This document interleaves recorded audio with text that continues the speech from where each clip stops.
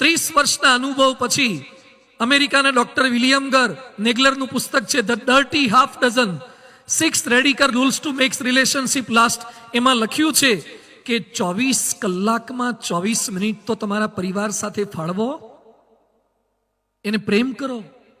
અને પ્રેમ હશે તો કષ્ટ કોઈ લાગશે નહીં. સીતાને 14 વર્ષનો વનવાસ આવ્યો, રાવણને ત્યાં વર્ષ રહેવું પડ્યું. પાછા આવ્યા પછી સગર્ભાવસ્થામાં રામે કાઢી મૂક્યા, કારણ કે રામ તો મર્યાદા પુરુષોત્તમ હતા. સીતાએ ફરથી મૃત્યુ સમયે પ્રાર્થના શું કરી? ભૂયો યથા મે જનનાંતરેપી ત્વમેવ ભર્તા ન ચ વિપ્રયોગ.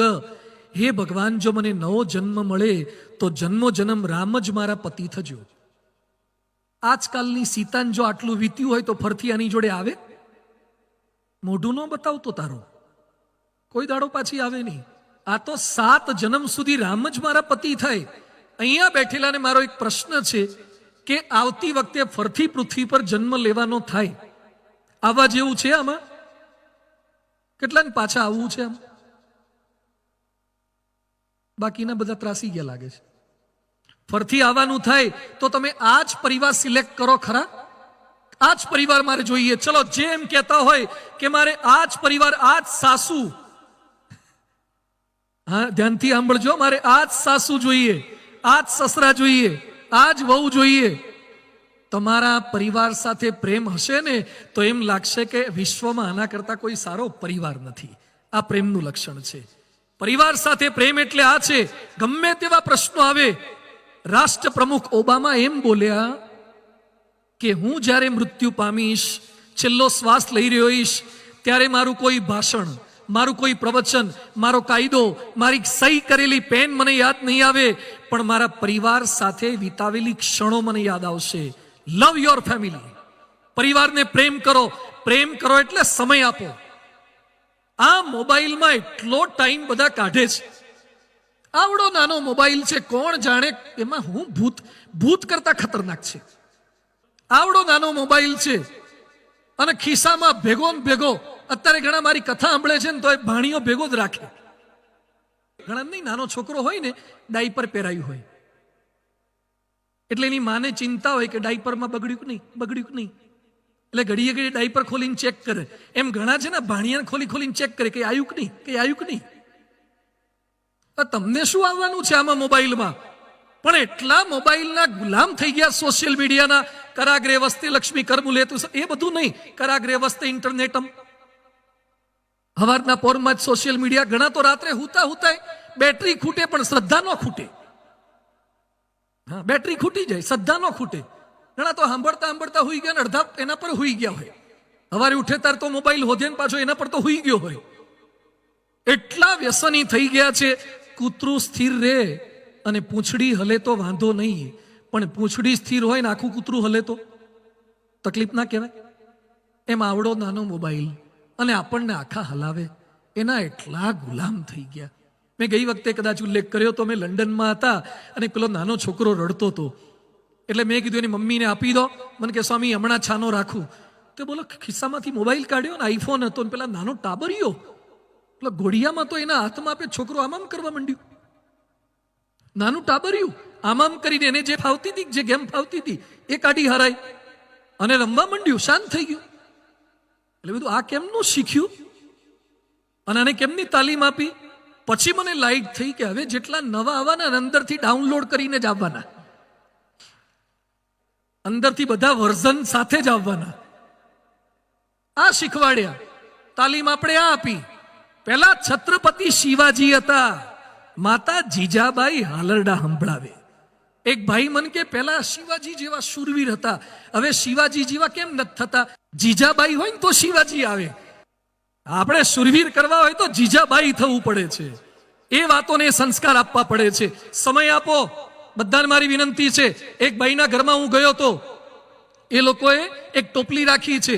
ઘરમાં પતિ, પત્ની, પરિવારના સભ્યો ખાતા પહેલા બધાએ પોતાના મોબાઈલ મૂકી દેવાના, પછી જ જમવા બેસવાનું. ઘણાના ઘરમાં હું જોઉં છું, એક હાથમાં ખાતા હોય, એક હાથે ખાતા જઈને પાછા આમ જોતા જ હોય. એટલે તારા આટલો મોટો વહીવટ છે? પેલા ખાઈ તો લે હરખી રીતે. ખાતી વખતે મોબાઈલ, હુતી વખતે મોબાઈલ, કોઈ પણ જગ્યાએ કથામાં બેઠા હોય તો એ મોબાઈલ. આટલા ગુલામ મોબાઈલના કેમ થઈ ગયા? એક ફોન નહોતો તોય ચાલતું હતું. એક સોફા પર પરિવારના 5 સભ્ય બેઠા હોય, 5 ઓનલાઈન હોય, અને જે જાજા ઓનલાઈન રહે ને એ લગભગ આઉટલાઈન જાય. એકલા જે ઘણા લોકો છે ને એકલા હસતા હોય, કોઈક એકલો હસતો હોય તો સમજવાનું કે ક્યાંક કનેક્ટ થયો લાગે છે. કોઈક એકલો એ મલકાતો હોય તો સમજવાનું કે ક્યાંક કનેક્ટ થયો લાગે, અથવા તો ડિસ્કનેક્ટ થયું લાગે છે. બેમાંથી એક હોય. એટલા મોબાઈલમાં. હમણાં હું બોમ્બે જતો હતો, પેલી દુરંતો ટ્રેન હતી, રાત્રે 11:30 બેઠા હતા, તો એક દાદા અમારી સામેની બર્થ ઉપર સૂતા હતા, લગભગ 75-80 વર્ષના. તમે થોડો પરિચય કર્યો, પછી બધું હવે તો દાદરે ઉતરવાનું છે, સવારે 6-6:30 ઉતરવાનું સેન્ટ્રલ, કે દાદર સૂઈ જઈએ. હું જોતો તો દાદા કરે છે હું, કે દાદાએ હેન્ડ્સ ફ્રી કાઢી કાનમાં ભરાઈ, અને દાદા 80 વર્ષના દાદા રાતે આમ 11:30 શરૂ કર્યું. બોલો, ટચ સ્ક્રીન. હવે આ દાદાને જન્મ્યા પછી તો મોબાઈલ હતોય નહીં, હમણાં પણ હારા એવું શીખી ગયા ને. હવે તો મોટી ઉંમરના ડોહા ડોહી બેઠા ગહતા હોય છે, આમ ગહતા હોય છે. હવે તો વોટ્સએપમાં નથી કંઈક આવતું, પેલા ચિમ્પાન્જી આમ જોતા હોય છે. એટલે તમને હારો મોબાઈલ વાપરતા આવડે એમાં અભિમાન ન કરો, કારણ કે વાંદરા એ વાપરતા થઈ ગયા છે, ચિમ્પાન્જીઓ એ મોબાઈલ વાપરે છે. પણ જે મોબાઈલને લીધે તમારો પરિવાર ગૌણ થાય ને એટલો ના વાપરો એની ના થઈ, પણ સંબંધો બગડે એટલો મોબાઈલ ના વાપરો. સમય આપો, પરિવારને સમય આપો. સુખમાં યાદ કરો, દુઃખમાં યાદ કરો. પરિવારના સભ્યોને આદર આપો, માન આપો. સરદાર વલ્લભભાઈ પટેલ કોર્ટમાં કેસ લડતા હતા, અને માતુશ્રી આવ્યા, માતાને પગે લાગી ગયા. એની ખબર કાઢે, ખબર અંતર પૂછે. પરમ પૂજ્ય પ્રમુખ સ્વામી મહારાજ, અમે 1200 સંતો અને દેશ વિદેશમાં લાખો હરિભક્તો, એક હરિભક્ત માટે એટલો એમણે સમય આપ્યો છે, એટલો પ્રેમ કર્યો છે, એટલી લાગણી એમને દરેક માટે હતી. કોઈક સાજા માંદા હોય ત્યારે ત્યાં પહોંચી જવું, એના ખબર અંતર પૂછવા. આ સ્વામીજીએ સંસ્કાર આપ્યા હતા, એટલે પ્રમુખ સ્વામીજી ધામમાં ગયા ત્યારે સારંગપુરમાં એમના અંતિમ દર્શન માટે 3 દિવસમાં 25 લાખ લોકો આવ્યા હતા. 25 લાખ લોકો. આ પ્રમુખ સ્વામી મહારાજનું ઇમોશનલ બેંક બેલેન્સ હતું. તમે ડિપોઝિટ કંઈ કર્યું ના હોય તો વિથડ્રો શું કરી શકો?